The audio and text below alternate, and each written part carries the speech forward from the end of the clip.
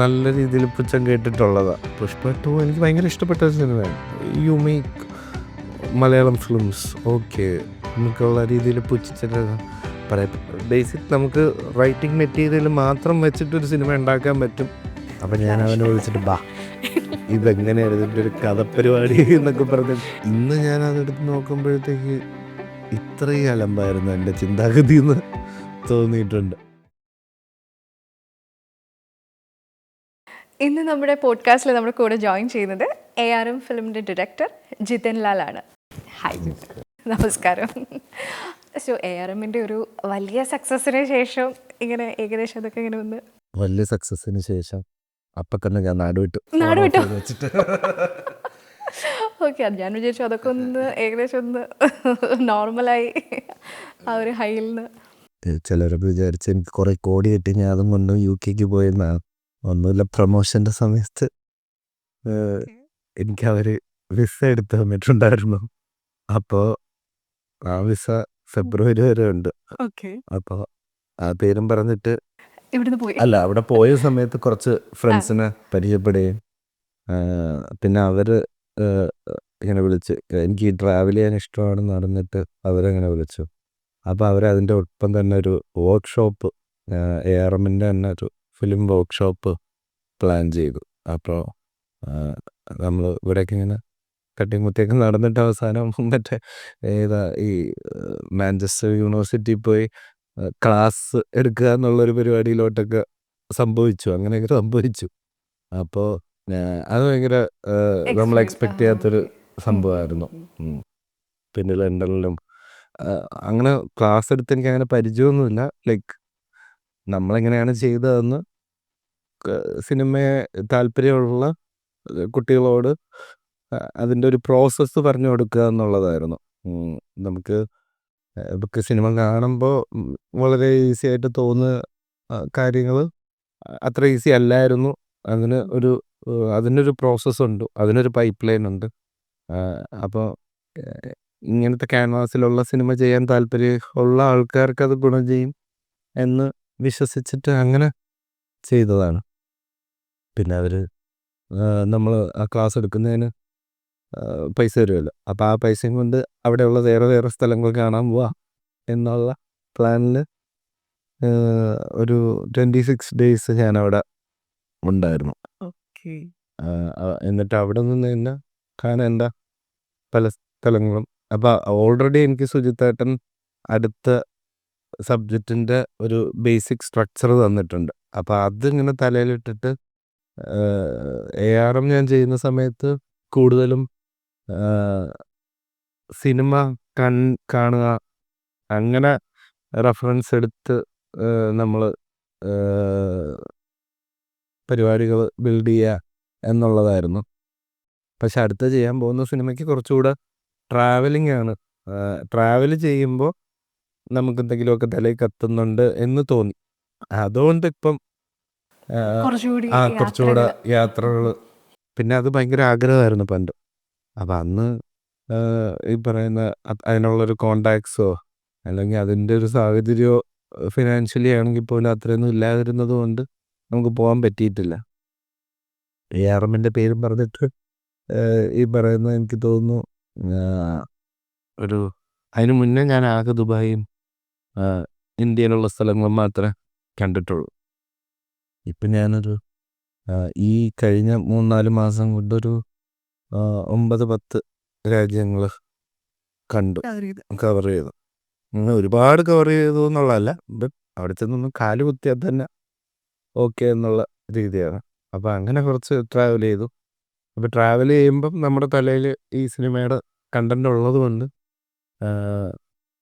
ഞാൻ സുജിത്തേട്ടനെ വിളിച്ചിട്ട് എല്ലാ ദിവസവും ഒരു 1 hour സംസാരിക്കും. അപ്പോൾ ഞാൻ ഈ നാട് വിട്ട സമയത്ത് എല്ലാവരും എൻ്റെ അടുത്ത് പറഞ്ഞടാ അങ്ങനെയാണ്, സിനിമ കഴിഞ്ഞു, ഇനി ബ്രേക്ക് വരാൻ പാടില്ല, ഉടനെ തന്നെ അടുത്തത് ഇത് ചെയ്യണം. അങ്ങനെ നമ്മൾ പടേന്ന് അടിച്ചുകൊണ്ടിരിക്കുന്ന ഒരു രീതിക്ക് സിനിമ ചെയ്യാമെന്നുള്ള പ്ലാനിൽ വന്ന ആളല്ല ഞാൻ. നമുക്ക് കുറച്ച് സർട്ടൺ പ്ലാൻസ് ഉണ്ട്, അങ്ങനത്തെ സിനിമ ചെയ്യണം. അപ്പോൾ ആ സിനിമ ചെയ്യാൻ കുറച്ച് സമയം എടുക്കും എന്നുള്ളത് അറിയാം. അതിനെ ഓർഗാനിക്കലി ഇവോൾവ് ഡിറൈവ് ആവുന്ന രീതിയിലുള്ളതായിരിക്കും നമ്മുടെ സിനിമ. ഒരു ബേസിക് സാധനം കാണും. അപ്പോൾ ഡെയിലി സുഹൃത്തായിട്ടുമായിട്ട് കോൺവെർസേഷൻ ഉണ്ടാവും. അപ്പോൾ പണിയും കൂടെ നടക്കുന്നുണ്ട്, ട്രാവൽ നടക്കുന്നുണ്ട്. അപ്പം സുഹൃത്തായിട്ടിന് അടുത്ത വേർഷൻ തരുന്നു. അപ്പം അടുത്ത സ്ഥലത്ത് എത്തുമ്പോഴത്തേക്ക് വീണ്ടും കറക്ഷൻ പറയുന്നു. അപ്പോൾ അങ്ങനെ എല്ലാവരും ഇത് പറഞ്ഞു. അത് കഴിഞ്ഞിട്ട് ഞാൻ തിരിച്ചു വന്നിട്ട് നമ്മളൊരു ആർട്ടിസ്റ്റിനോട് പോയി പറയുന്നു. ആർട്ടിസ്റ്റ് ഓക്കെ പറയുന്നു. അപ്പോൾ ബേസിക്കലി നമുക്ക് കുറേ പ്രഷർ വരും. ഒരു 7-8 വർഷമായിട്ട് നമ്മൾ എന്ന് സിനിമ ഇറങ്ങും, എന്ന് സിനിമ ഷൂട്ട് തുടങ്ങും എന്ന് കേട്ടോണ്ടിരുന്നെങ്കിൽ അത് ഇറങ്ങി കഴിഞ്ഞാൽ പിന്നെ അടുത്തത് നമ്മൾ ഏറ്റവും കൂടുതൽ കേൾക്കുന്നത് അടുത്തത് തുടങ്ങുന്നില്ലേ, അടുത്തതിന് എന്താ പരിപാടി, അടുത്തതിന് ഇത്രയും വർഷമൊന്നും എടുക്കരുത്, ഇതിങ്ങനെ കേട്ടോണ്ടേ പിന്നെ നമുക്കതൊന്നും ഇതില്ല. അപ്പം ഇപ്പോൾ അടുത്ത സാധനം തന്നെ ഒരു 1 year പ്രീ പ്രൊഡക്ഷൻ വേണം. അപ്പോൾ എല്ലാവരും ഞാൻ പറയും അടുത്ത വർഷമേ ഷൂട്ടുള്ളൂ, ഈ വർഷം പ്രീ പ്രൊഡക്ഷൻ ആണ് എന്നുള്ള രീതിയിൽ അത് നമ്മൾ ഓൾറെഡി സ്റ്റാർട്ട് ചെയ്തു. അപ്പോൾ എല്ലാവരും പറയും അയ്യോ അപ്പോൾ അതുവരെ എന്ത് ചെയ്യും എന്ന് ചോദിക്കാം. അപ്പോൾ അതായത് നമ്മളൊരു 6-7 വർഷമായിട്ട് ഈ പേഷ്യൻസ് കാണിച്ചിട്ടുള്ളത് കൊണ്ടും അത്രയും നാളെടുത്തൊരു സിനിമ ചെയ്തത് കൊണ്ടും 1 വർഷം എന്ന് പറയുന്നത് നമുക്ക് അത്ര ഒരു വലിയൊരു ഇഷ്യൂ ഉള്ളതായിട്ട് എനിക്ക് തോന്നിയിട്ടില്ല. അപ്പോൾ അതിങ്ങനെ ഗ്രാജുവലി നടന്നു പോകുന്നു. നമ്മൾ ആ ഒരു ഫ്രീ ഫ്ലോ മോഡാണ് എപ്പോഴും. എനിക്ക് തോന്നുന്നു ജിതിൻ്റെ എല്ലാ ഇൻ്റർവ്യൂസിലും ഉണ്ട് വളരെ സോഫ്റ്റ് സ്പോക്കൻ, വളരെ കാം ആൻഡ് പീസ് ആയിട്ട് കാര്യങ്ങളൊക്കെ വളരെ പേഷ്യൻസോട് കൂടിയിട്ട് അപ്രോച്ച് ചെയ്യുന്നത് പോലെ തന്നെയാണ് ഫീൽ ചെയ്തിട്ടുള്ളത്. ശരിക്കും അത് ഈ ഒരു ജേർണീനെ കുറച്ചും കൂടി സ്മൂത്ത് ചെയ്യാണോ ചെയ്തിട്ടുള്ളത്? ഇതിനു മുന്നേ നമ്മൾ ഡെസ്പറേറ്റ് ആയിട്ടും സ്ട്രെസ്ഫുൾ ആയിട്ടും കുറേ കാര്യങ്ങൾ ചെയ്തിട്ടുണ്ട്. അപ്പം അതൊന്നും വർക്കായിട്ടില്ല. അപ്പം പിന്നെ എന്താ അതിലേക്ക് പോകണ്ടല്ലോ എന്നുള്ള രീതിയിലാണ് നമ്മളൊരു ഈ അപ്രോച്ച് പിടിച്ചത്. എന്താണോ സംഭവിക്കേണ്ടത് ആ രീതിക്ക് അങ്ങ് പോട്ടെ, ഒരു go in a flow mode. അത് എനിക്ക് ഭയങ്കര വർക്കബിളായിട്ട് തോന്നിയിട്ടുണ്ട്. അത് ഇൻ്റർവ്യൂസിലും പറഞ്ഞിട്ടുണ്ട്. നമ്മളൊരു സറണ്ടേർഡ് ലൈഫിലോട്ട് പോയി കഴിഞ്ഞാൽ കൂടുതൽ ടു മച്ച് ഓഫ് എക്സ്പെക്റ്റേഷൻസ് ഒന്നും ഇല്ലാതെ എന്താണോ സംഭവിക്കേണ്ടത് അങ്ങനെ തന്നെ പോട്ടെ എന്നുള്ളൊരു മോഡാണ്.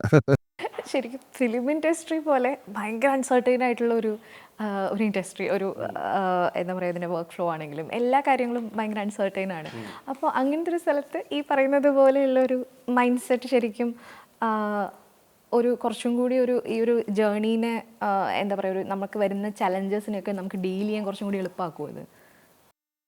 അങ്ങനൊരു ഇൻഡസ്ട്രി രീതിയിൽ ഞാൻ കണ്ടിട്ടില്ല. കാരണം ഞാൻ സോഫ്റ്റ്വെയറിലായിരുന്നു വർക്ക് ചെയ്തിരുന്നത്. അപ്പോൾ നമുക്കൊരു സിസ്റ്റമാറ്റിക് ഒരു പ്രൊഫഷണൽ വേ ഉണ്ട്. ആ വേ എന്തായാലും സിനിമയിൽ നടക്കില്ല എന്ന് ഒരു സിനിമ ചെയ്തപ്പോൾ മനസ്സിലായി. പക്ഷേ അടുത്തതിലെങ്കിലും അങ്ങനെയൊക്കെ പറ്റുമോ എന്നുള്ളതാണ് ശ്രമിച്ചുകൊണ്ടിരിക്കുന്നത്. പക്ഷെ എനിക്ക് സുഹൃത്തായിട്ടൊന്നും അങ്ങനൊരു സർക്കിളോ അങ്ങനൊരു സോഷ്യലൈസിങ് പരിപാടികളോ ഒന്നുമില്ല. നമ്മളൊരു സൈഡിൽ കൂടെ സിനിമ എടുത്ത് പോവുക എന്നുള്ളത് മാത്രമേ ഉള്ളൂ. നമ്മളങ്ങനെ ഒരു ഗ്യാങ്ങോ അങ്ങനത്തെ പരിപാടികളോ ഒന്നുമില്ല. കൂടെയുള്ളവർ കൊണ്ടും സിനിമ ചെയ്യിക്കുക, നമ്മൾ രക്ഷപ്പെടുക, എല്ലാവരും രക്ഷപ്പെടുക എന്നുള്ള.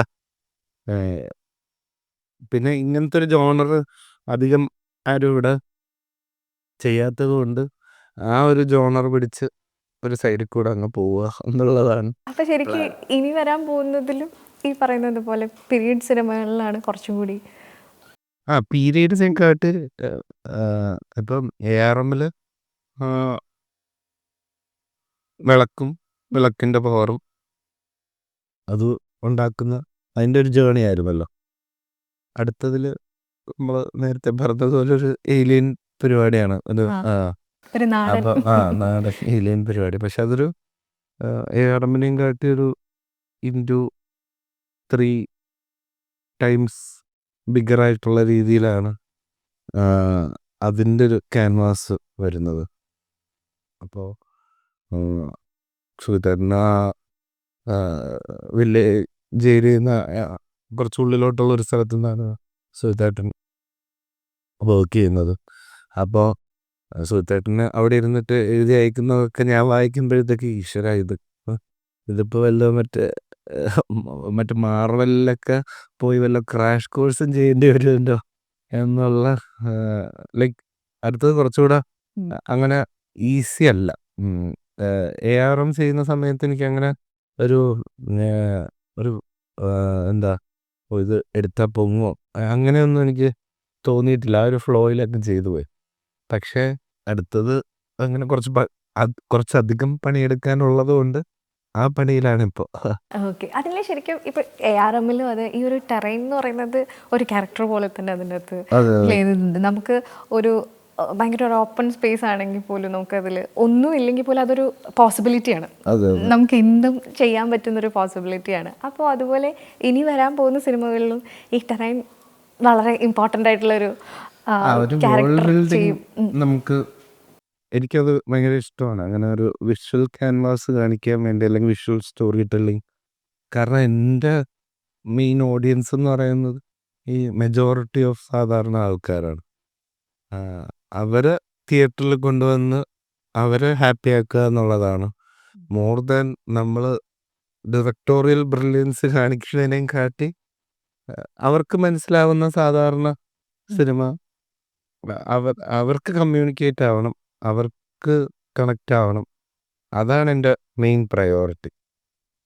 അത് അന്നും ഇന്നും പറയുന്ന പോലെ ഒരു കുട്ടി മുതൽ ഒരു അപ്പൂപ്പന് വരെ ഇഷ്ടപ്പെടുന്ന സിനിമ അവരെ കിട്ടിക്കഴിഞ്ഞ് കഴിഞ്ഞാൽ നമ്മളും സേഫാവും, പ്രൊഡ്യൂസറും സേഫാവും. കാരണം നമ്മളിങ്ങനത്തെ ഡിഫറെൻറ്റ് സബ്ജക്റ്റ് ചെയ്യുമ്പോൾ അത്രയും ബഡ്ജറ്റിലൊക്കെ ചെയ്യുന്ന സമയത്ത് നമ്മൾ ആ റിക്കവറിയും കൂടെ നമ്മൾ ചിന്തിക്കണം എന്നാണ് എനിക്ക് തോന്നിയിട്ടുള്ളത്, ഏതൊരു ഡയറക്ടറാണെങ്കിലും. അപ്പോൾ കാരണം അവരാണല്ലോ നമുക്ക് വേണ്ടി കാശ് മുടക്കുന്ന ആൾ. അപ്പോൾ ARM ചെയ്യുന്ന സമയത്ത് അതിനൊരു 25 to 30 ബഡ്ജറ്റ് വന്നാലും അതിനൊരു വലിയ ഫോർകാസ്റ്റ് ഒരു 100+ എങ്കിലും വന്നാൽ മാത്രമേ പ്രൊഡ്യൂസർ ഹാപ്പി ആവുള്ളൂ, എനിക്ക് അടുത്ത സിനിമയിൽ കുറച്ചുകൂടെ ബഡ്ജറ്റ് കിട്ടത്തുള്ളൂ. അപ്പോൾ അത് ഭാഗ്യത്തിന് വർക്കായി. അടുത്തത് അങ്ങനത്തെ ഒരെണ്ണമാണ് ചെയ്തു വച്ചേക്കുന്നത്. അപ്പോൾ മൂന്നാമത്തത് അതിലും വലിയൊരു പരിപാടിയാണ് ചെയ്തു വച്ചേക്കുന്നത്. അപ്പോൾ നമ്മൾ ഇൻഡസ്ട്രിയും എക്സ്പാൻഡ് ചെയ്ത് വരണം, എന്നാൽ മാത്രമേ നമ്മൾ മനസ്സിൽ കൊണ്ട് നടക്കുന്ന സിനിമകളും ചെയ്യാൻ പറ്റൂ എന്ന് വിശ്വസിക്കുന്നത് കൊണ്ട് നമ്മൾ ഈ ബിസിനസ് സൈഡും കൂടെ ചിന്തിച്ചിട്ട് വേണം സിനിമ പ്ലാൻ ചെയ്തേക്കുന്നത്. അപ്പോൾ ഈ വരുന്ന പരിപാടികളിലും അടുത്ത പരിപാടികളിൽ അതിലും കൂടുതലൊക്കെ കാശ് കിട്ടിയാൽ മാത്രമേ മൂന്നാമത്തത് പരിപാടി നമുക്ക് അത്രയും വലുതാക്കി ചെയ്യാൻ പറ്റുള്ളൂ. അങ്ങനെ വലുതേ ചെയ്യുള്ളൂ അങ്ങനത്തെ നിർബന്ധമൊന്നുമില്ല. ഞാൻ ഏറ്റവും കൂടുതൽ ഭയങ്കരമായിട്ട് ഫിലിം ഫെസ്റ്റിവലിന് പോകുന്ന ഒരാളാണ്. അത് എനിക്ക് തോന്നുന്നു പണ്ട് ഞാൻ ബേസ്ലാൻഡിൻ്റെ കൂടെ വർക്ക് ചെയ്യുന്ന സമയത്താണെങ്കിലും അപ്പു പട്ടത്തിരി, അപ്പോൾ അപ്പുവാണ് എനിക്ക് ഈ ഫിലിം ഫെസ്റ്റിവൽസ് ഇൻട്രൊഡ്യൂസ് ചെയ്ത് തന്നത്. IFFK IFFI. അപ്പോൾ ഇതിപ്പം മുടങ്ങാതെ പോകുന്നുണ്ട് ഒരു 10-11 വർഷമായിട്ട്. അപ്പോൾ അങ്ങനത്തെ സിനിമകൾ, ഫെസ്റ്റിവൽ സിനിമകൾ കാണുന്നത് കൊണ്ട് എന്തെങ്കിലും നമുക്ക് കുറച്ച് കാശൊക്കെ കിട്ടുന്ന സമയത്ത് ആരും അറിയാതെ പോയി ഒരു ഇൻഡിപെൻഡൻറ്റ് ഫിലിം പതുക്കെ വളരെ കുറച്ച് ആൾക്കാരെയൊക്കെ വെച്ചിട്ട് ഷൂട്ട് ചെയ്യുക, അത് ഫെസ്റ്റിവൽസിന് അയക്കുക, അങ്ങനത്തെ പ്ലാനും ഉണ്ട്. അല്ലാതെ എല്ലാം വലുത് മാത്രമേ ചെയ്യുള്ളൂ എന്ന് അങ്ങനെയൊന്നുമില്ല. ആ വിഷ്വൽ സ്റ്റോറി ടെല്ലിങ് ഇഷ്ടമുള്ളത് കൊണ്ടാണ് നമ്മൾ അങ്ങനത്തെ സിനിമകൾ ചെയ്യുന്നത്. അതിപ്പോൾ എനിക്ക് ജെയിംസ് ക്യാമറൂൺ ആണെങ്കിലും സ്പീൽബർഗ് ആണെങ്കിലും അല്ലെങ്കിൽ നമ്മുടെ രാജമൗലി സാറാണെങ്കിലും ഒക്കെ അവരുടെ, ഇപ്പോൾ ഞാൻ ഈ ഇടയ്ക്ക് തന്നെ ഈ RRRൻ്റെ മേക്കിംഗ് വീഡിയോ അവർ റിലീസ് ചെയ്തിട്ടുണ്ടായിരുന്നു. അപ്പോൾ അത് കണ്ടപ്പം നമുക്ക് അറിഞ്ഞൂടാത്ത കുറേ കാര്യങ്ങൾ വീണ്ടും പഠിക്കാൻ പറ്റി. അപ്പോൾ നമ്മളിങ്ങനെ പഠിച്ചുകൊണ്ടിരിക്കുകയാണല്ലോ. അപ്പോൾ അതുവരെ നമ്മൾ പുറത്തുള്ള ഇങ്ങനത്തെ വലിയ ഡയറക്ടേഴ്സ് ചെയ്യുന്ന സിനിമകളുടെയൊക്കെ മാസ്റ്റർ ക്ലാസ് കണ്ടിട്ടാണ് പല സാധനങ്ങളൊക്കെ പഠിക്കുന്നത്. അപ്പോൾ നമ്മൾ അങ്ങനെ പഠിക്കുന്ന സാധനങ്ങൾ അടുത്ത അടുത്ത ഓരോ കാര്യങ്ങളിൽ നമുക്ക് അപ്ലൈ ചെയ്യാൻ പറ്റും എന്നാണ് ഞാൻ വിശ്വസിക്കുന്നത്. കാരണം അടുത്ത സിനിമയിൽ കുറച്ചുകൂടെ ഈ അനിമൽസുമായിട്ടുള്ള കുറച്ച് കാര്യങ്ങളൊക്കെ ഉണ്ട്. അപ്പോൾ ഈ RRRൻ്റെ മേക്കിങ്ങിൻ്റെ സമയത്താണ് അതെങ്ങനെയാണ് അവർ ഷൂട്ട് ചെയ്തേക്കുന്നതെന്നുള്ളത് മനസ്സിലായത്. അപ്പോൾ നമ്മളത് ഭയങ്കര ഈസി ആയിട്ട് കാണുമ്പോൾ നമുക്ക് ഭയങ്കര ഈസി ആയിട്ട് തോന്നുന്നെങ്കിലും അതിൻ്റെ പുറകിലുള്ള എഫേർട്ട് എന്തുമാത്രമാണ് എന്നുള്ളത്. ഇപ്പോൾ സ്റ്റാർട്ടിങ് ആ ടൈഗറുമായിട്ടുള്ള സീക്വൻസ് ആണെങ്കിലും, അല്ലെങ്കിൽ എന്നെ ഏറ്റവും കൂടുതൽ ഞെട്ടിച്ചത് ഈ ഇൻ്റർവെൽ സീനിൽ ഫുൾ അനിമൽസ് ചാടി വരുന്ന വരുന്നൊരു സീനുണ്ട്. ആ സീക്വൻസ് കഴിഞ്ഞിട്ട് അവിടെ ഉള്ള അനിമൽസുമായിട്ടുള്ളൊരു ഫൈറ്റ് ഉണ്ട്. അതെങ്ങനെയാണ് അവർ ഷൂട്ട് ചെയ്തേക്കുന്നത്, അതിനവർ എന്തൊക്കെയാണ് ചെയ്തേക്കുന്നതെന്ന് മേക്കിംഗ് കണ്ടപ്പോഴാണ് നമുക്ക് മനസ്സിലായത്. ഈ മാൻ അങ്ങോട്ട് തെറിച്ചു പോകുന്നു, മാനിനെ എടുത്തെറിയുന്നു, ഇതൊക്കെ നമുക്ക് ഭയങ്കര ഈസി ആയിട്ട് കാണുമ്പം കൺവിൻസിംഗ് ആണ് അത്. കൺവിൻസിങ് ആയിരുന്നു. പക്ഷെ അതിൻ്റെ പുറകെ അവർ ചെയ്യുന്ന പരിപാടികൾ എന്താണെന്നുള്ളതും അത് ഈ വീഡിയോ കണ്ടപ്പോഴാണ് മനസ്സിലായത്. അപ്പം ഞാൻ ഇങ്ങനെ ആലോചിച്ചു, എളുപ്പമുള്ള പരിപാടിയല്ല ഇത്. നമ്മളിങ്ങനെ പഠിച്ചുകൊണ്ടിരിക്കുക എന്നുള്ളതാണ്. അപ്പോൾ എനിക്ക് ഈ VFXനോടൊക്കെ ഭയങ്കര താല്പര്യം.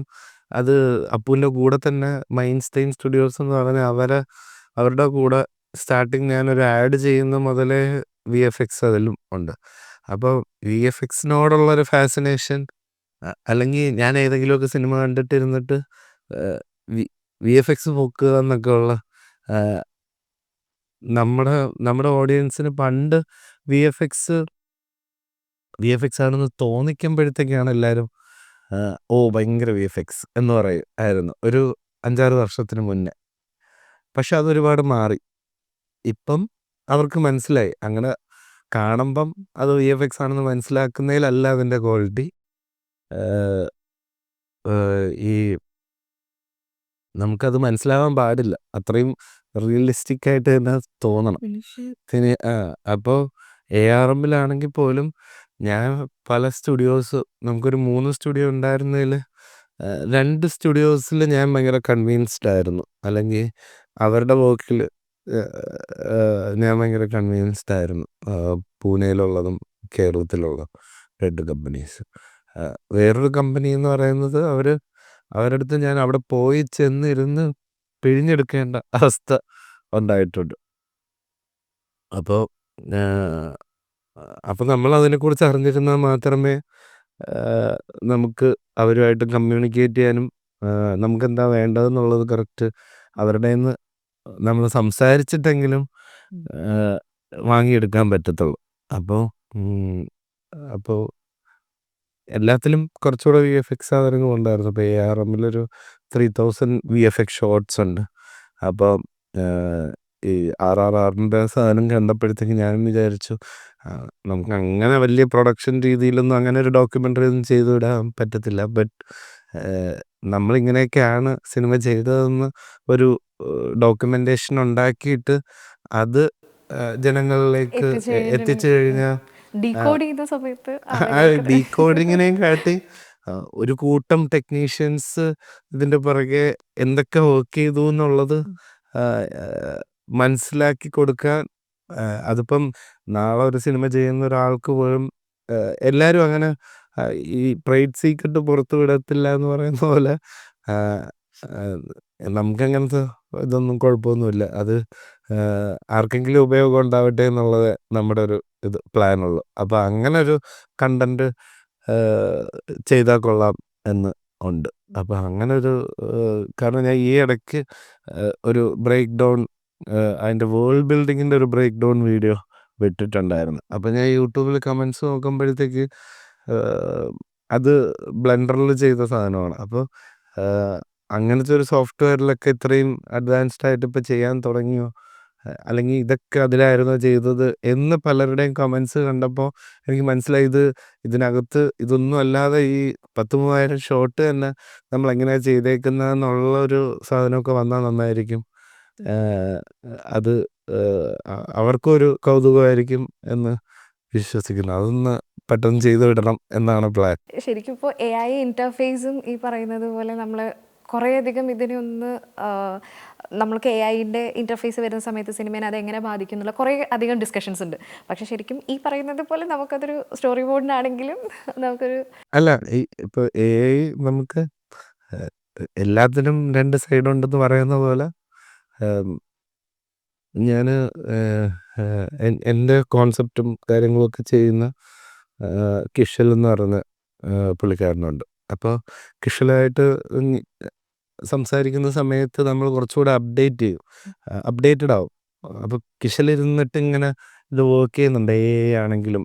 അപ്പോൾ നമ്മൾ അടുത്ത പരിപാടികൾക്ക് വേണ്ടി കുറേ സാധനങ്ങൾ ജനറേറ്റ് ചെയ്യുന്നുണ്ട്.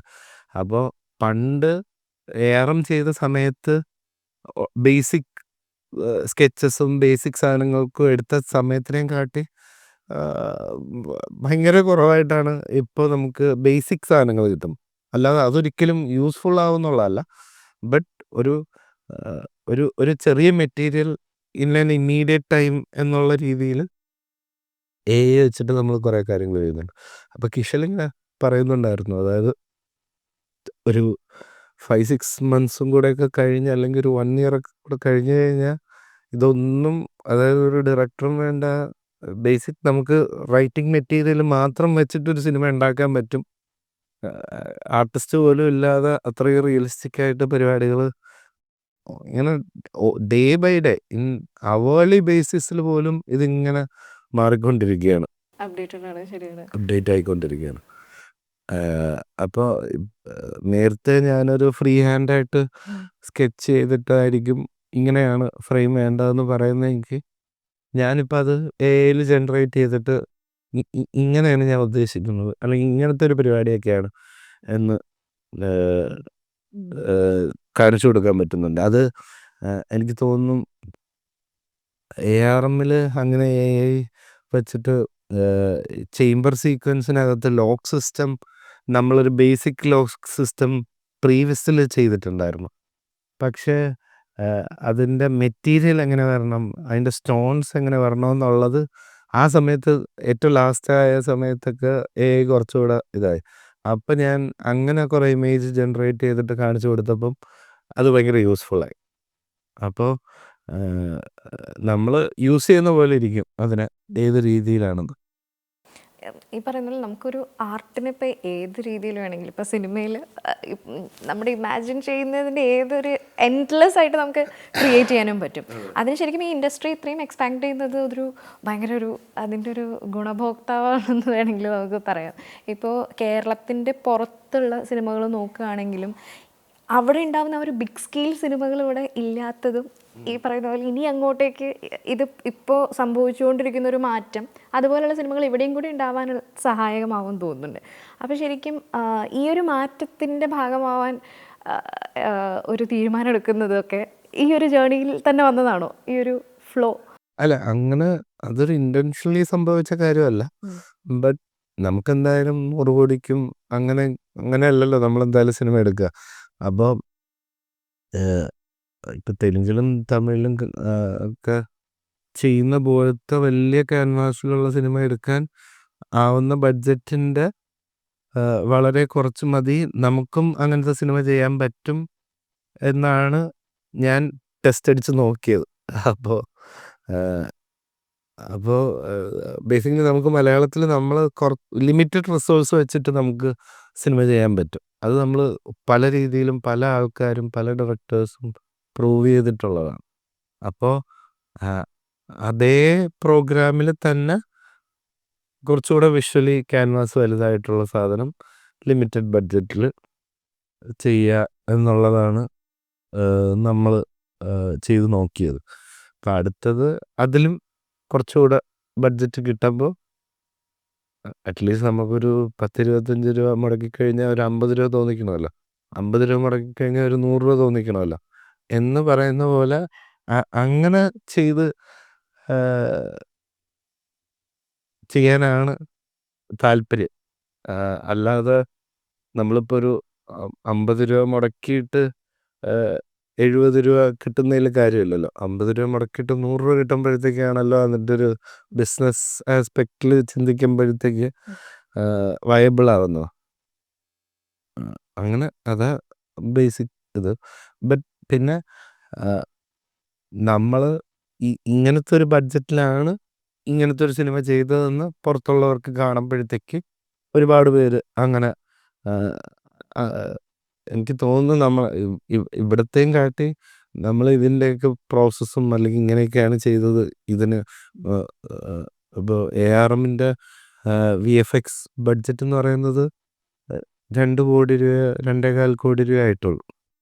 അപ്പോൾ അത് നമ്മൾ ബോംബെ പോകുമ്പോഴത്തേക്കോ ചെന്നൈയിലോ ഹൈദരാബാദ് പോയിട്ട് പറയുമ്പോഴത്തേക്കും അവർ തന്നെ എങ്ങനെയാണ് 3000 ഷോട്ട് ഈ രണ്ട് ഇത്രയും എമൗണ്ടിൽ ചെയ്യാൻ പറ്റുന്നത് എന്ന് ചോദിക്കുമ്പോഴത്തേക്കാണ് നമുക്ക് അവിടെ ഒരു അപ്പർ ഹാൻഡ് കിട്ടുന്നത്. കാരണം നമ്മൾ അങ്ങനെ ഒരു ടു ബിഗ് സ്റ്റുഡിയോസിലോട്ട് പോവുകയല്ല. ബേസിക്കലി നമ്മൾ നേരത്തെ തന്നെ ആ ഷോട്ട്സ് എല്ലാം പ്ലാൻ ചെയ്ത് ആ ഷോട്ടിൽ എന്തൊക്കെയാണ് വേണ്ടത് എന്നൊക്കെ നേരത്തെ പ്രീ പ്ലാൻഡ് ആയിട്ട് ചെയ്ത് വച്ചേക്കുന്നത് കൊണ്ടാണ് നമുക്ക് ആ ഒരു കോസ്റ്റ് എഫക്റ്റീവായിട്ട് ചെയ്യാൻ പറ്റുന്നത്. പിന്നെ നമ്മൾ പറയും മലയാള സിനിമയാണ് അത്രയൊക്കെ കിട്ടുള്ളൂ എന്നൊക്കെ ഓക്കെ. ഉള്ളത്. പക്ഷെ ശരിക്കും ഇപ്പോൾ ബോളിവുഡിൽ നിന്നാണെങ്കിലും കമ്പനീസൊക്കെ ഇവിടെ വന്ന് ഇൻവെസ്റ്റ് ചെയ്യാണ്. അവർക്കും ആ പ്രൊഡക്ഷൻ ആണെങ്കിലും അതെ. പ്രൊഡക്ഷൻ സൈഡ് ആണെങ്കിലും അവരും ഇപ്പോൾ കുറച്ചും കൂടി അവിടെ പോയിട്ട് പിച്ച് ചെയ്യുക, ഇവിടുന്ന് ഡയറക്ടേഴ്സ് അങ്ങോട്ട് പോകുന്നത്.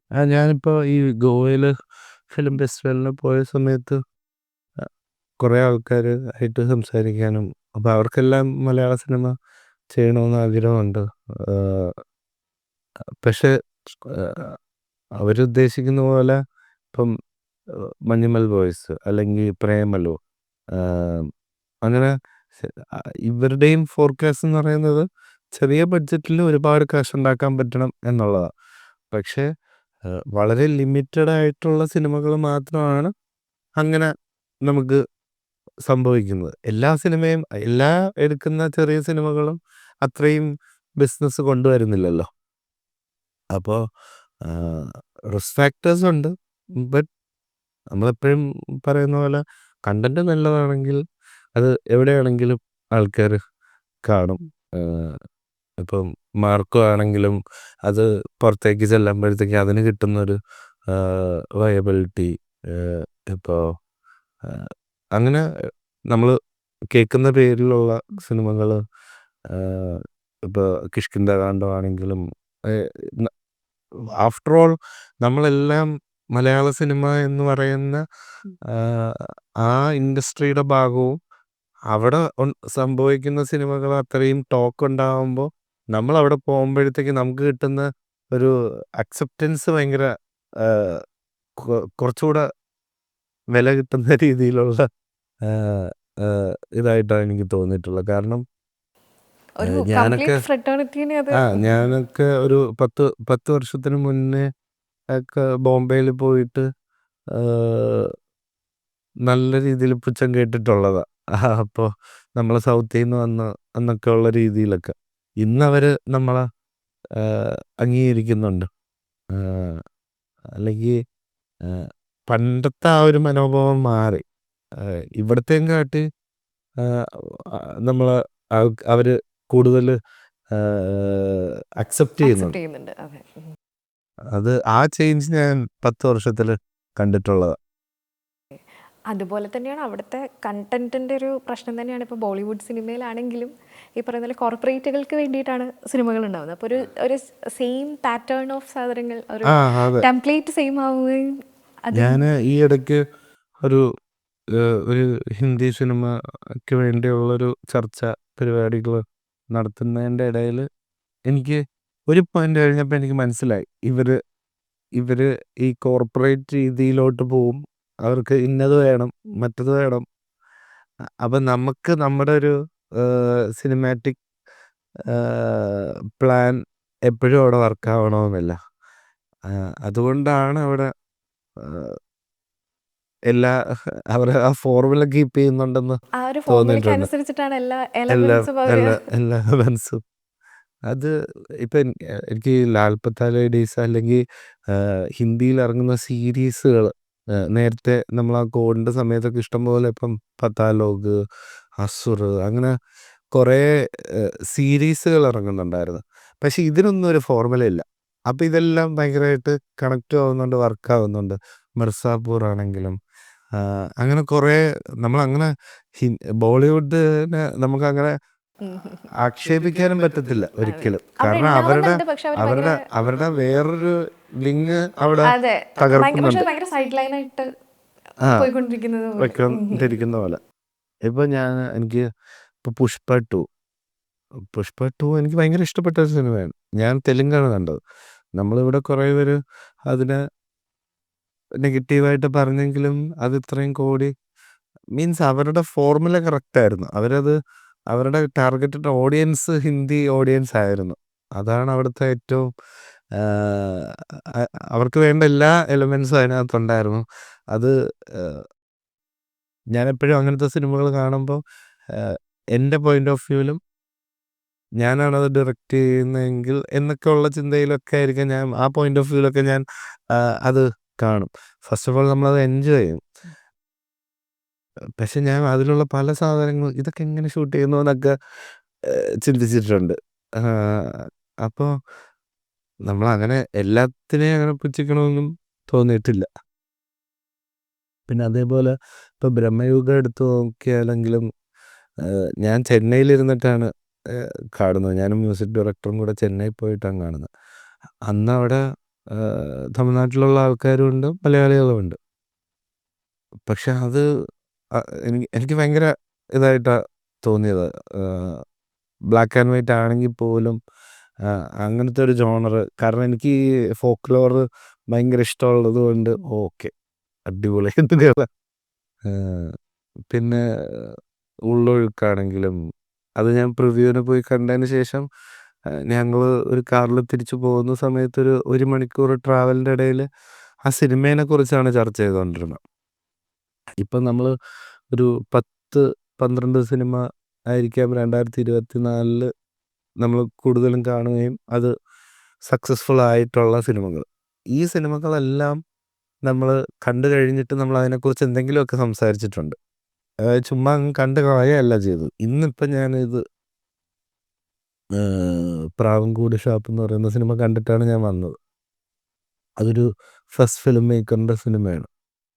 ഭയങ്കര ബ്രില്യൻ്റ് ആയിട്ടാണ് ആ സിനിമ എക്സിക്യൂട്ട് ചെയ്തേക്കുന്നത്. അത്രയും വലിയ ടെക്നീഷ്യൻസ് ഉണ്ട്, ആർട്ടിസ്റ്റുകളുണ്ട്. അപ്പോൾ എനിക്ക് തോന്നിയിട്ടുള്ളത് നമ്മൾ തുടങ്ങിയിട്ടേ ഉള്ളൂ. 2024 ഏറ്റവും നമ്മളെ ഇൻഡസ്ട്രീനെ ഭയങ്കര ഫ്ലറിഷ്ഡ് ആയിട്ടുള്ള ഒരു ഫ്ലറിഷ്ഡ് അവസ്ഥയിൽ ആയിട്ടുള്ള ഒരു ആ ആ ഇയറിൽ തന്നെ ഞാൻ ചെയ്യുന്ന സിനിമയും ഒരു കോൺട്രിബ്യൂഷൻ ചെയ്തിട്ടുണ്ട് എന്നുള്ളത്, അല്ലെങ്കിൽ ആ ഒരു ഹിസ്റ്ററിയിൽ മാർക്ക് ചെയ്യാൻ പറ്റി എന്നുള്ളത് ഞാൻ ഭയങ്കര പ്രിവിലേജ് ആയിട്ട് കാണുന്നുണ്ട്. അത് തുടങ്ങിയത് ഇനി അങ്ങോട്ട് ഭയങ്കര ഇതായിട്ട് പോവും. ഭയങ്കര റിഫൈൻഡായി.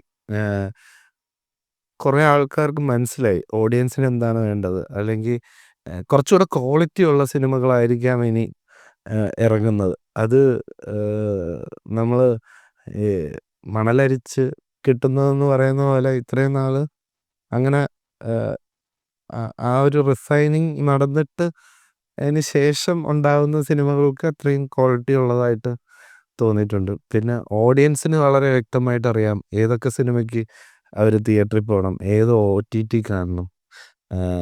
അവർ ഭയങ്കര ബ്രില്യൻ്റാണ്. അപ്പോൾ ഞാനെപ്പോഴും നോക്കുന്നത് അവരെ ഹാപ്പിയാക്കുക, അവരാണ് എൻ്റെ ഗോഡ് എന്നുള്ളതാണ്.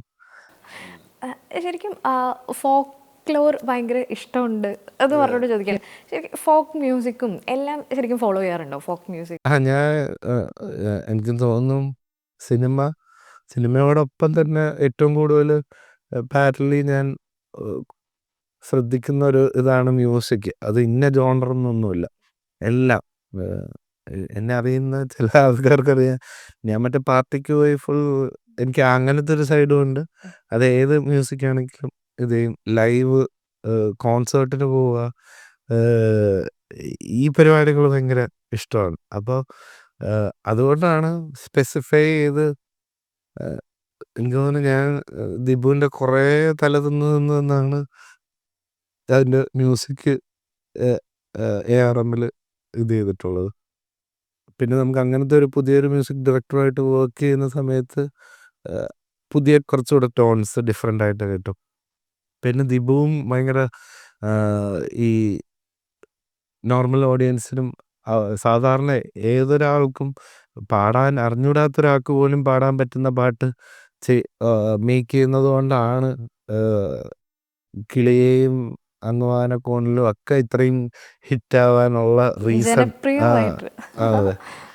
അപ്പം കാരണം ഒരിടയ്ക്കൊക്കെ ഇപ്പൊ പ്രായമുള്ള ആൾക്കാരടുത്തൊക്കെ ചോദിക്കുമ്പോഴത്തേക്ക് അവർ ഇപ്പോഴത്തെ പാട്ടൊക്കെ എന്താണെന്നും പാട്ടൊന്നും മനസ്സിലാവുന്ന പോലുമില്ല, പാട്ടൊക്കെ ഞങ്ങളുടെ കാലത്തും എന്ന് പറയുന്ന അവരെ കൊണ്ടുപോലും നമ്മൾ പാടിപ്പിച്ചു എന്നുള്ളതാണ് അതിൻ്റെ ഒരു മാജിക്. അത് സിനിമയുടെ മാജിക്കും മ്യൂസിക്കിന്റെ മാജിക്കും ഒക്കെ ബേസിക്കലി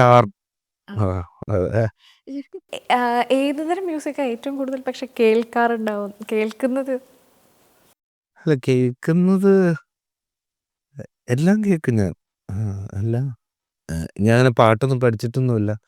പക്ഷെ എപ്പോഴെങ്കിലും ഹരി എപ്പോഴും പറയും, ഞാൻ ഏതെങ്കിലുമൊക്കെ പാട്ട് കേട്ടിട്ട് അല്ലെങ്കിൽ ദിബുവിൻ്റെ അടുത്താണെങ്കിലും ഞാൻ ഇങ്ങനെ പറയും, ഇതേ പാട്ടിൻ്റെ അതേ രാഗത്തിലാണോ ഇന്ന പാട്ടുള്ളതെന്നൊക്കെ ചോദിക്കും. അപ്പം ദിബു അല്ലെങ്കിൽ ഹരിയൊക്കെ എപ്പോഴും ചോദിക്കും, ഇതെങ്ങനെയാടാ നീ ഇത് മനസ്സിലാവുന്ന? അപ്പോൾ എന്തോ ഒരു കണക്ഷൻ മ്യൂസിക്കുമായിട്ടുള്ളത് കൊണ്ട് അത് പെട്ടെന്ന് കിട്ടാറുണ്ട്. അങ്ങനത്തെ ഒരു അതിങ്ങനെ ഒബ്സർവ് ചെയ്യും, അത് തന്നെയാണ്. അപ്പോൾ ഈ വീണ്ടും ഫോക്ലോറിലേക്കാണ് നമ്മളിപ്പോൾ ഉപയോഗിക്കുന്ന അതിലുപയോഗിച്ചിട്ടുള്ള എസ്തെറ്റിക്സ് ആണെങ്കിലും സ്റ്റൈൽ ചെയ്തിരിക്കുന്നതാണെങ്കിലും പേഴ്സണലി സ്റ്റൈൽ ചെയ്യുന്നതാണെങ്കിലും ഒക്കെ അതൊക്കെ ഭയങ്കര സ്പെസിഫിക് ആയിട്ട് കുറേ ഇഷ്ടങ്ങൾ സൂക്ഷിക്കുന്ന ഒരാളാണെന്ന് തോന്നിയിട്ടുണ്ട്. ഇതിടയ്ക്ക് എപ്പോഴോ ക്രിസ്റ്റൽസിനോടൊരു ഭ്രാന്ത് തോന്നി.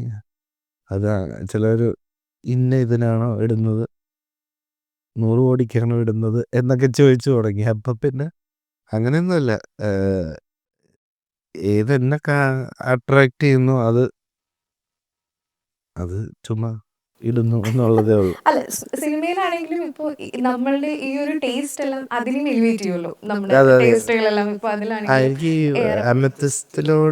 അമിത്തസ്റ്റ് ഈ ക്രിസ്റ്റലിനോട് ഇഷ്ടം തോന്നിയിട്ടാണ് ഗുഹയ്ക്കകത്ത് ഈ ക്രിസ്റ്റല് ഇത് ചെയ്യുക. പിന്നെ ഡിസ്കവറിയിൽ നമ്മുടെ ഏൻഷ്യൻ്റ് ഏലിയൻസ് ഹിസ്റ്ററി ചാനലിലെ ഏൻഷ്യൻ്റ് ഏലിയൻസ് അല്ലെങ്കിൽ പ്രവീൺ മോഹൻ എന്നൊക്കെ പറഞ്ഞിട്ടൊരു വ്ളോഗറൊക്കെ ഉണ്ട്. അപ്പോൾ ഈ കുറച്ചുകൂടെ പഴയ ഇതിൽ അല്ലെങ്കിൽ ഭയങ്കര മിസ്റ്റീരിയസ് ആയിട്ടുള്ള ലൊക്കേഷൻസ്, മിസ്റ്റീരിയസ് സംഭവങ്ങൾ ഇത് തപ്പി ഞാൻ പോകാറുണ്ട്. ഇപ്പോൾ ഒരു ടെമ്പിളിൽ പോയാലും അവിടുത്തെ ആർക്കിടെക്ചർ അല്ലെങ്കിൽ അതെങ്ങനെയായിരിക്കും അവർ അത് ചെയ്തത്, അവരെന്താണ് ഒളിപ്പിച്ചു വെച്ചത്, ഇതൊക്കെയാണ് എൻ്റെ ഫാസിനേഷൻ. അപ്പോൾ ഇങ്ങനത്തെ വീഡിയോസ് കാണുമ്പോഴത്തേക്ക് കിട്ടുന്ന കുറേ ഐഡിയാസാണ് ARMലും കുറേ അപ്ലൈ ചെയ്തേക്കുന്നത്. അത് അങ്ങനത്തെ സാധനങ്ങളൊക്കെ ഇഷ്ടമാണ്. ഇപ്പോൾ ARMൽ തന്നെ സ്റ്റാർട്ടിങ് നമ്മൾ ലാലേട്ടൻ്റെ വോയിസ് ഓവറിൻ്റെ സമയത്ത് നമ്മൾ കോസ്മിക്കും അല്ലെങ്കിൽ കാരണം എന്നെ ഏറ്റവും കൂടുതൽ എന്തെങ്കിലും എവിടെ നിന്നെങ്കിലും ഒക്കെ ഒരു സൂപ്പർ പവർ കിട്ടിക്കഴിഞ്ഞാൽ അറിയാൻ ആഗ്രഹമുള്ളത് എങ്ങനെ ഉണ്ടായി എന്നുള്ളതാണ്. അത്രയും കാരണം നമ്മളെപ്പോഴും പണ്ട് മുതലേ ആകാശമൊക്കെ നോക്കി ഇങ്ങനെ ഇരിക്കുന്നതിൻ്റെ കാര്യം ഇപ്പോഴും നമുക്ക് അതിലൊരു പ്രോപ്പർ ക്ലാരിറ്റി കിട്ടിയിട്ടില്ല എന്നാണ് എനിക്ക് തോന്നിയിട്ടുള്ളത്. അത് എന്തോ ഒരു ഡിസൈൻഡ് ഒരു പ്രോഗ്രാമിൽ കൂടെയാണ് നമ്മൾ പൊയ്ക്കൊണ്ടിരിക്കുന്നത് എന്നാണ് വിശ്വസിക്കുന്നത്. ഇല്ല, ബിഗ് ബാങ് തിയറി ഉണ്ട്. പക്ഷേ നമ്മൾ ഈ മൾട്ടിവേഴ്സും അത് ഇതൊക്കെ കാണുന്ന പിന്നെ അത് പുരാണമായിട്ട് കണക്ട് ചെയ്യുന്നതും പിന്നെ കുറേ ഹൈഡ് ചെയ്തിട്ടുണ്ട് എന്ന് തോന്നിയിട്ടുണ്ട്. ലൈക്ക് ഇപ്പം പൈയുടെ വാല്യൂ കണ്ടുപിടിച്ചതൊരു മലയാളിയാണ്. സ്റ്റാർ കോൺസലേഷൻ അങ്ങനത്തെയൊക്കെ സാധനങ്ങൾ ഇങ്ങനെ തപ്പിപ്പോവുക, ഇങ്ങനെയുള്ള കാര്യങ്ങൾ അറിയാൻ ഭയങ്കര ഇഷ്ടമാണ്. ഹ്യൂമൻ ബോഡി എങ്ങനെ ഇത്രയും ഡിസൈൻഡ് ആയിട്ട് ഇതെങ്ങനെ ഉണ്ടായി എന്നൊക്കെ ഉള്ള സാധനങ്ങൾ, അപ്പോൾ അങ്ങനത്തെ കുറേ പ്രാന്തുണ്ട്. അപ്പോൾ അതൊക്കെ കൂടെ മനസ്സിലാവുന്ന രീതിയിൽ, അല്ലെങ്കിൽ അതൊക്കെ എനിക്കൊരു ഹൈ കിട്ടുന്ന സാധനം ആയിട്ട് തോന്നുന്നതൊക്കെ സിനിമയിൽ ഇങ്ങനെ വെച്ച് പോകാറുണ്ട്. അതിപ്പം മനസ്സിലായില്ലെങ്കിലും കുഴപ്പമില്ല. സാധാരണക്കാർക്ക് മനസ്സിലാവേണ്ട സാധനം ഞാൻ വച്ചിട്ടുണ്ട്. ബാക്കി എൻ്റെ ഭ്രാന്ത് കാണിക്കാം എന്നുള്ള എൻ്റെ ഉദാഹരണമാണ് ഈ എറമിൻ്റെ ഓപ്പണിങ്ങും അതിൻ്റെ പോസ്റ്റ് ക്രെഡിറ്റ് സീനും. ഓക്കെ. ഇപ്പോൾ പോസ്റ്റ് ഐ മീൻ ലാലേട്ടൻ്റെ കാര്യം പറഞ്ഞതുകൊണ്ടാണ് ജിതിൻ ലാൽ എന്നുള്ള പേര്. നമുക്കൊരു 5-ാമത്തെ വയസ്സിൽ 5 വയസ്സുള്ളപ്പോൾ എന്താണ് സംഭവിച്ചത് നമുക്ക് ഓർത്തിരിക്കാനുള്ള ഇതൊന്നുമില്ല. പക്ഷേ നമ്മുടെ വീട്ടുകാർ നമുക്കത് പറഞ്ഞു തന്നിട്ടുണ്ട്. അത് ഓർത്തെടുത്തിട്ടാണ് നമ്മൾ പറയുന്നത്.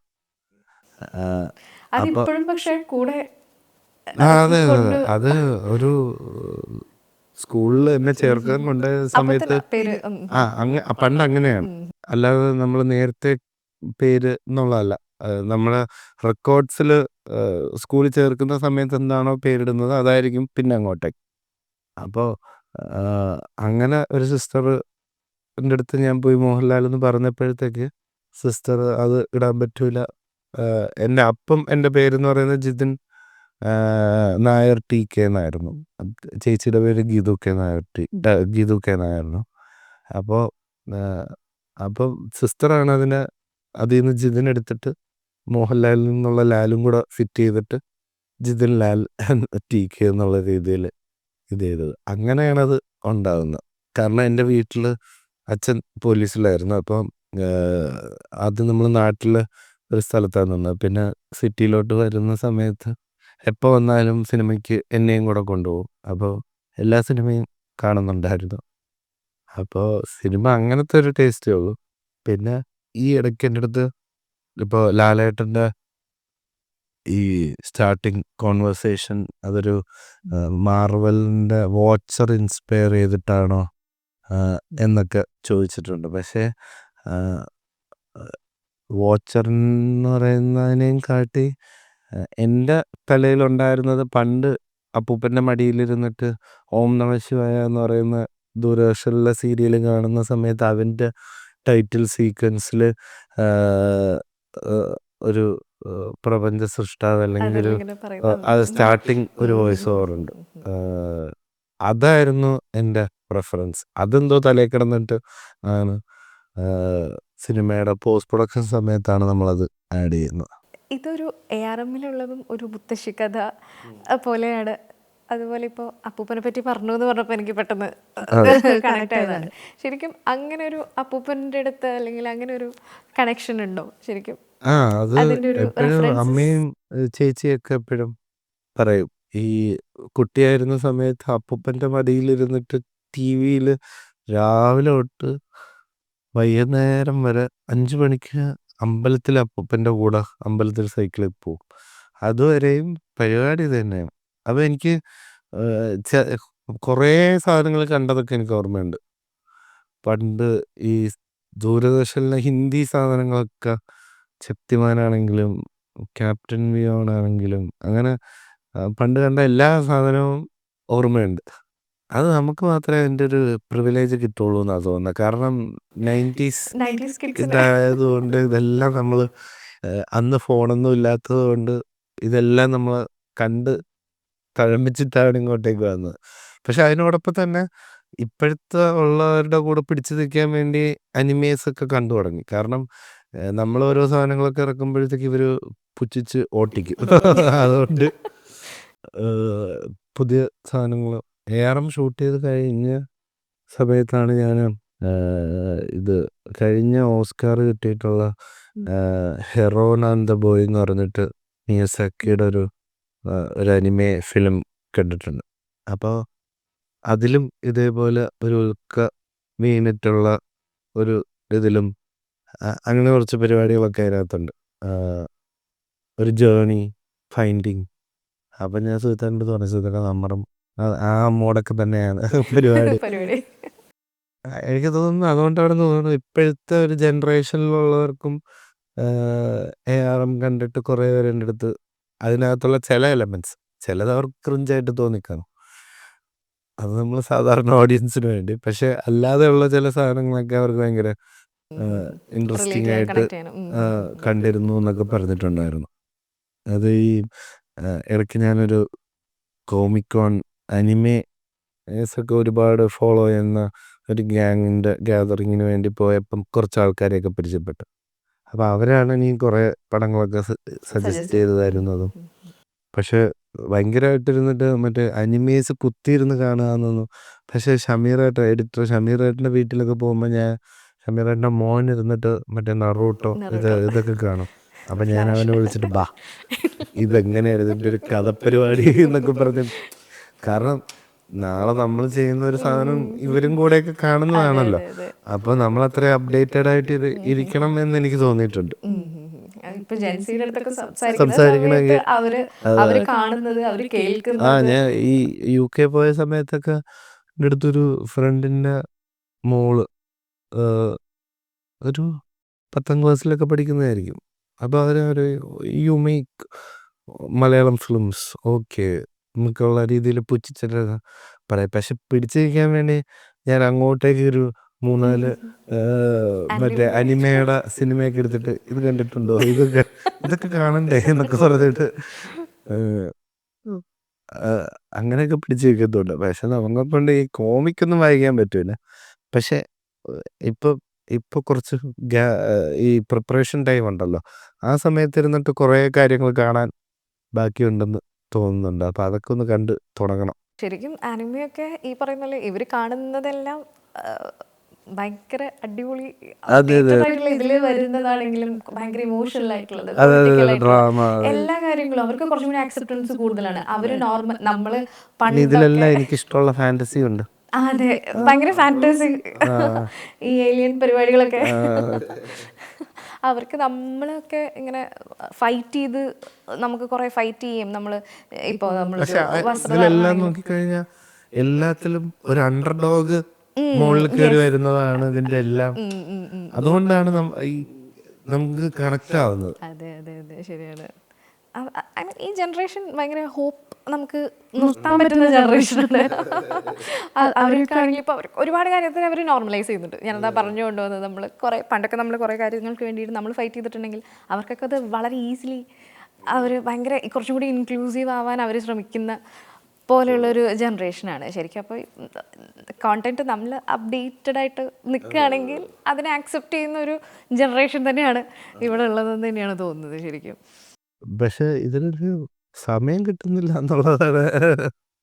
കുത്തിയിരുന്ന് കുറേ എപ്പിസോഡ്സ് ഉണ്ടല്ലോ, കുറേ സീസൺസ്, ഇതെല്ലാം ഇരുന്ന് കണ്ടു തുടങ്ങണമല്ലോ. കോവിഡിന്റെ സമയത്താണെന്ന് തോന്നുന്നു ഏറ്റവും കൂടുതൽ സാധനം കണ്ടത്. അത് കഴിഞ്ഞിട്ടാണെന്ന് തോന്നുന്നു ARMന്റെ സ്ക്രിപ്റ്റ് ഞാൻ പൊളിച്ചത്. കാരണം ഇതൊക്കെ കണ്ടിട്ട് കാരണം ഞാൻ ഇപ്പൊ മണിയന്റെ ലുക്ക് എങ്ങനെ ആവണം എന്നൊക്കെ ഉള്ള നാരദന്റെ ഷൂട്ട് നടന്നുകൊണ്ടിരുന്ന സമയത്ത് ഞാനൊരു ലുക്ക് ടെസ്റ്റ് ചെയ്തായിരുന്നു. ഇന്ന് ഞാൻ അതെടുത്ത് നോക്കുമ്പോഴത്തേക്ക് ഇത്രയും അലമ്പായിരുന്നു എൻ്റെ ചിന്താഗതി എന്ന് തോന്നിയിട്ടുണ്ട്. അപ്പോൾ നമ്മളും നമ്മുടെ തലയും ഇവോൾവ് ആവുന്നുണ്ട്. അപ്പം അതനുസരിച്ച് നമ്മുടെ പ്ലാൻസ് മാറുന്നുണ്ട്.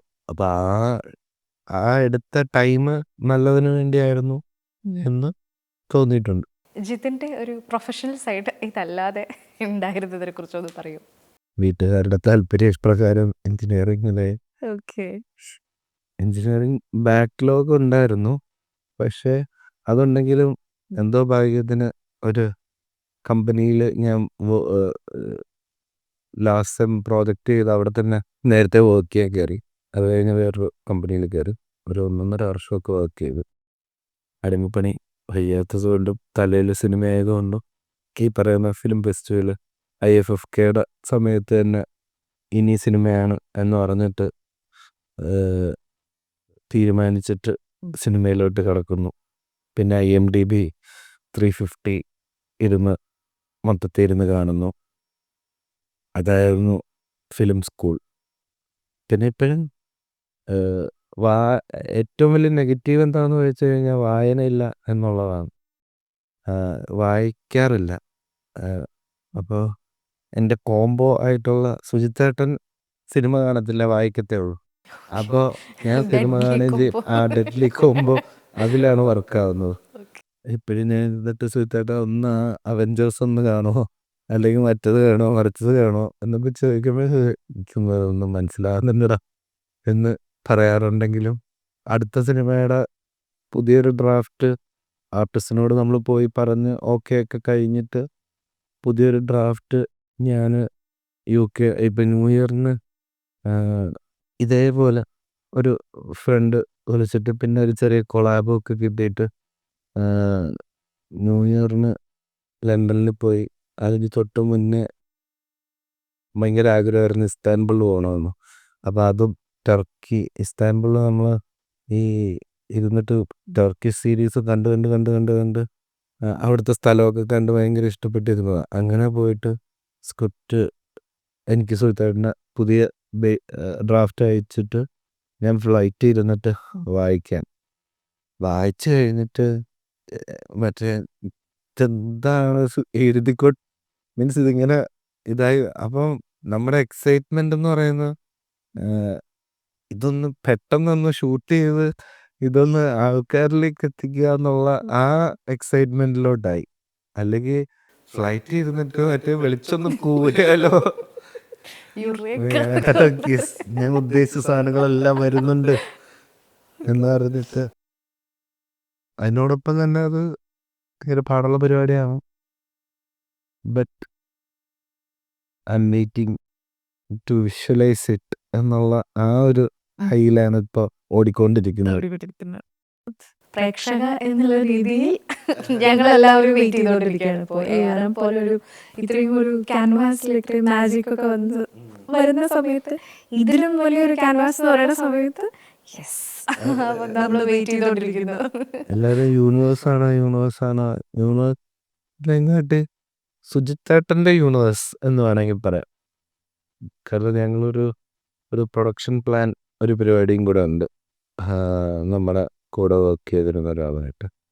അപ്പോൾ അത് ഞാൻ ചെയ്യാത്തതിൻ്റെ റീസൺ അതിനകത്ത് ഫാൻറ്റസി ഇല്ലായിരുന്നു എന്നുള്ളതാണ്. അതൊരു വാരിയർ പരിപാടിയാണ്. അപ്പോൾ അങ്ങനെ സുഹൃത്താട്ടിന് എഴുതി വെച്ചേക്കുന്ന കുറേ സാധനങ്ങൾ ഇങ്ങനെ ഇത് ചെയ്യാനുണ്ട്. അതിൻ്റെ ഇടയ്ക്ക് സുഹൃത്താട്ടൻ പിന്നെ ഞാൻ വിളിച്ചിട്ടൊരു ഭയങ്കര ഒരു ഫീൽ ഗുഡ് ജീവിതം തുളുമ്പുന്ന രീതിയിലുള്ള ഒരു ഫെസ്റ്റിവൽ മൂഡാണോ എന്ന് ചോദിച്ചാൽ ഫെസ്റ്റിവൽ മൂഡാണ്. പക്ഷേ കൊമേഴ്ഷ്യൽ വാല്യൂ ഉണ്ടോ എന്ന് ചോദിച്ചാൽ അങ്ങനെയുണ്ട്. അപ്പോൾ ഇത് ഇങ്ങനെ ഒരു സാധനം പറഞ്ഞു. അപ്പോൾ ഞാൻ മനസ്സിൽ ഇത് കൊള്ളാമല്ലോ. നമ്മൾ നേരത്തെ പറഞ്ഞ ഈ ചെറിയ പടം ഇൻഡിപെൻഡൻറ്റ് പടം അടിക്കുന്നതിൻ്റെ പ്ലാനിൽ നമുക്കിതങ്ങ് പതുക്കെ ഓണാക്കിയാലോ എന്നൊക്കെ. അല്ലെങ്കിൽ അത് കുറച്ച് ട്രാവലും കൂടെ ഉണ്ട്. അപ്പോൾ ഞാൻ വിചാരിക്കുന്ന സ്ഥലങ്ങൾ കാണുകയും ചെയ്യാം, ഇത് സിനിമ ഷൂട്ട് ചെയ്യുകയും ചെയ്യാം. പല പ്ലാൻസ് ഉണ്ട്, എന്തെങ്കിലുമൊക്കെ അങ്ങ് നടന്നു പോകും എന്നുള്ളൊരു രീതിയാണ്. അങ്ങനെ പോയിക്കൊണ്ടിരിക്കുന്നു. ഓരോ നമ്മൾ ഉദ്ദേശിക്കുന്ന കുറേ ആർട്ടിസ്റ്റുകൾ കുറേ ആൾക്കാരുണ്ടല്ലോ. അപ്പോൾ അവരുടെ എല്ലാം ആരും കാണാത്തൊരു സൈഡ് കൊണ്ടുവരിക, അവരോടൊപ്പം ഒക്കെ സിനിമ ചെയ്യുക എന്നുള്ളതാണ് ഇപ്പോഴത്തെ ആഗ്രഹം. ഒരുപാട് ട്രാവൽ ചെയ്യാം. ഞാൻ സുരഭിയുടെയും അതെ ടോവിനോയുടെ അതെ കുറെ സർട്ടിലായിട്ടുള്ള കുറെ കാര്യങ്ങൾ നമ്മൾ കാണാത്ത കുറെ ഷെയ്ഡ്സ് ഓഫ് ഒക്കെ നമുക്ക് കാണാൻ പറ്റിയാറുണ്ട്. ശരിയാണ്. അടുത്തത് ചെയ്യുന്നത് അങ്ങനത്തെ ഒരു സൂപ്പർ സ്റ്റാറുമായിട്ടാണ്. അപ്പം ആളുടെ ഇതുവരെ മീൻസ് ഇപ്പം ടോവി ഇങ്ങനത്തെ സാധനങ്ങളൊന്നും നേരത്തെ ചെയ്യാത്തത് കൊണ്ട് നമ്മൾ അങ്ങനെ ഒരു ഫ്രഷ്നെസ് കിട്ടി. അപ്പോൾ അടുത്ത ചെയ്യുന്ന ആ ആർട്ടിസ്റ്റിൻ്റെയും ഇതുവരെ കാണാത്തൊരു സാധനം ആയിരിക്കും എല്ലാരും കാണാൻ പോകുന്നതെന്ന് സുധന്റെ ആ സ്ക്രിപ്റ്റ് വായിച്ച കോൺഫിഡൻസിൽ ഞാൻ പറയുന്നു. ഓക്കെ, നമുക്കിങ്ങനെ എല്ലാവരും ഇങ്ങനെ വെയിറ്റ് ചെയ്തിരിക്കാനുള്ള പോയിന്റ്സ് ഒക്കെ ഇട്ട് വന്നിരിക്കുകയാണ്. അപ്പം എന്തായാലും ഒരുപാട് സന്തോഷം. ആൻഡ് ഇനിയും ഇതിനും വലിയൊരു ക്യാൻവാസ് സംഭവിക്കട്ടെ, യാത്രകൾ സംഭവിക്കട്ടെ. വീണ്ടും കാണാം, വീണ്ടും ഇരിക്കാം.